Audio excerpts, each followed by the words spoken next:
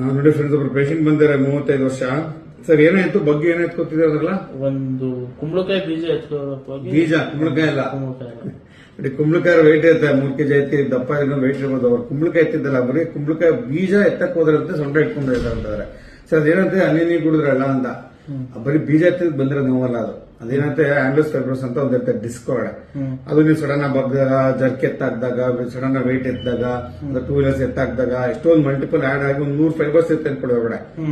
ಒಂದು 90-95 ಭಾಗ ಅಥವಾ 98 ಭಾಗ ಅರ್ಧ ಹೊಟ್ಟಿರುತ್ತೆ. ಅವ್ರು ನಿಮ್ಗೆ ನೋವು ಗೊತ್ತಾಗಿರಲ್ಲ. ಏನ್ ಚಿಕ್ಕ ಪುಟ್ ಮಾಡಕ್ ಕೊಡ್ತೀರಾ, ಅವ್ರು ಫುಲ್ ಬಿಡುತ್ತೆ. ನ್ಯೂಕ್ಲಿಯಸ್ ಪರ್ಪಸ್ ಅಂತ ಇರ್ತದೆ, ಅದು ಈಚೆಗೆ ಜರ್ಬಿಡುತ್ತೆ. ಅವಾಗ ನೋವು ಜಾಸ್ತಿ ಆಗುತ್ತೆ ಅಂತ ಹೇಳಿದ್ ನಿಮ್ಗೆ.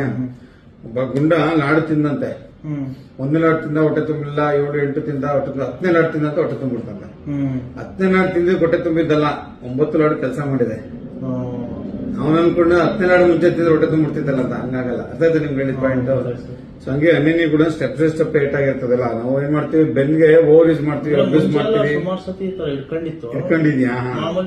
ಮಾತ್ರೆ ತಗೊಂಡಾಗ ಕಡಿಮೆ ಆಗಿದೆ. 1 ನಿಮಿಷ. ಸೊ ಹಂಗಾಗಿ ಏನಪ್ಪಾ ಅಂದ್ರೆ ಬ್ಯಾಕ್ ಯಾವ ತರ ನಿಂತ್ಕೋಬೇಕು, ಯಾವ ತರ ಕೂತ್ಕೊಂಡು ಸೈಂಟಿಫಿಕ್ ವಿಧಾನ ಯಾವ ತರ ಫಾಲೋ ಮಾಡಿದ್ರೆ ಮತ್ತೆ ನೋವು ಖಂಡಿತ ಕಂಟ್ರೋಲ್ ಬರ್ತದೆ.